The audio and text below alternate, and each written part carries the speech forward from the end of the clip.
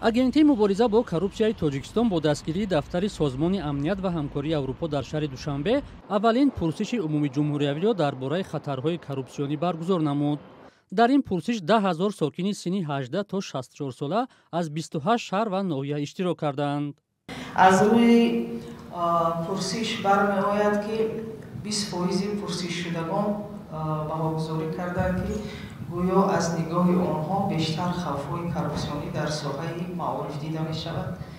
19% пурсишшудагон дар сохторҳои мақомоти корҳои дохилӣ қайд намуданд.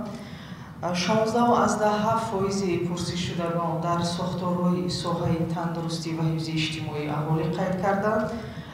инчунин 9.1% пурсишшудагон дар сохторҳои мақомоти адлия, 6.5% пурсишшудагон дар мақомоти судӣ ва инчунин 4.4% пурсишшудагон қайд намуданд ки дар бахши энергетика аз нигоҳи онҳо бештар хавфҳои коррупсионӣ вуҷуд дорад.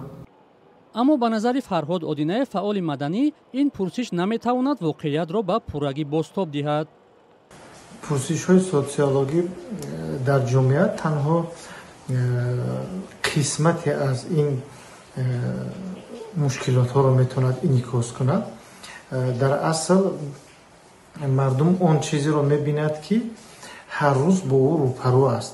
яъне ин соҳаи тандурустӣ аст, соҳаи маориф аст, соҳаи корҳои дохила аст, яъне бедиа мегимше. инҳо наметавонанд ин мушкилиро пурра инъикос кунанд.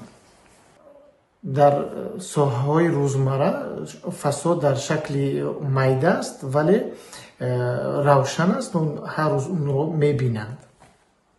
вале дар сатҳи калон он аз бештар аз чашми мардум пинҳон аст. ягон бахши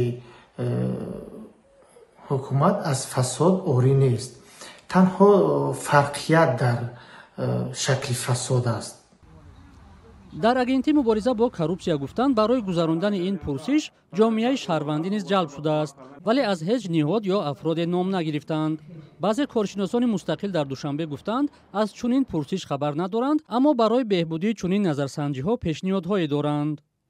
агар ҳамин пурсиш боз дар шакли онлайнӣ сурат мегирифт, хеле боз васеътар, доираи зиёдтари пурсидашавандагон ва мардум метавонистанд дар ин назарсанҷӣ, дар ин пурсиш иштирок кунанд ва фикри худро изҳор намоянд.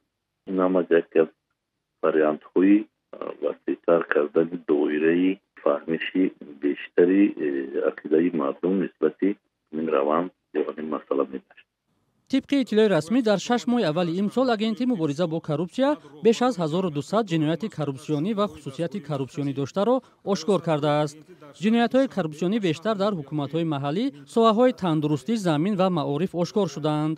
ин арзёбӣ бар асоси шумораи ҷиноятҳост. тавре раҳбарияти агентии зидди коррупсия таъкид намуд, зарари молии нисбатан бузург дар фурудгоҳи байналмилалии Душанбе, бозрасии давлатии автомобилӣ ва раёсати адлия дар вилояти Суғд сабт шудааст. талошҳои Тоҷикистон барои маълум намудани афкори ҷомеа оид ба сатҳи фасод дар ниҳодҳои давлатӣ дар ҳолест ки Созмони шаффофияти байнулмилал дар моҳи январи соли гузашта бо нашри гузориши шохиси дарки фасод Тоҷикистонро дар миёни 180 кишвар дар ҷойгоҳи 162 қарор дод ки яке аз зинаҳои поинтарин ба шумор меравад.